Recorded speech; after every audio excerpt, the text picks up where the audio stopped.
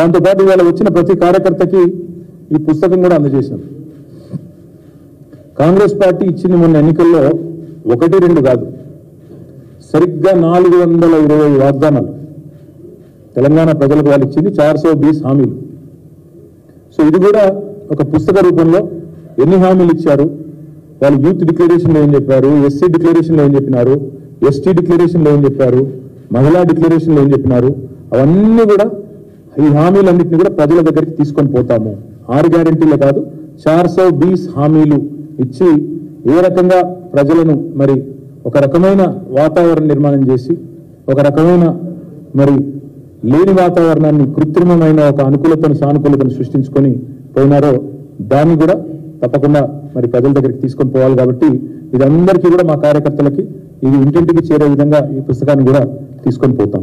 గల్లీల పాలన కాదు, గల్లీ బిడ్డల పాలన కావాలని, గల్లీ బిడ్డలకు అందుబాటులో ఉండే పాలన కావాలని కాంగ్రెస్ పార్టీ ప్రజాపాలన ఏర్పాటు చేస్తే తట్టుకోలేక ప్రజల నుంచి వచ్చేటువంటి స్పందన చూసి ఓర్వలేక ఇలాంటి దుష్ప్రచారాలకు ఒడిగట్టడం కరెక్ట్ కాదు. ఒకసారి ఆత్మ విమర్శ చేసుకోండి, ఆత్మ పరిశీలన చేసుకోండి అని ఈ సందర్భంగా ఈ బీఆర్ఎస్ కుటుంబ పాలన పార్టీకి తెలియజేస్తా ఉన్నాం.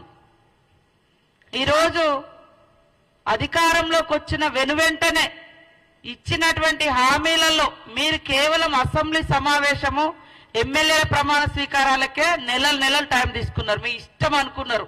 ఈ రాజ్యము ఒక ప్రజాస్వామ్యం లేదు, ఒక రాజ్యాంగం లేదు, ఏది లేదు.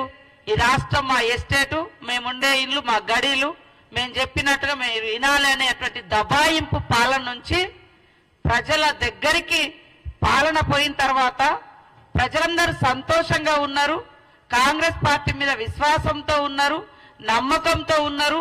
ఇచ్చిన ప్రతి హామీ అమలు చేస్తున్నటువంటి విశ్వాసము, ఆ యొక్క ధైర్యము ప్రజలలో ఉంది. కానీ ధైర్యం కోల్పోయింది ఎవరు అంటే ఈ బీఆర్ఎస్ పార్టీ వాళ్ళు. అధికారం లేకుండా బతకలేనటువంటి పరిస్థితి ఉంది.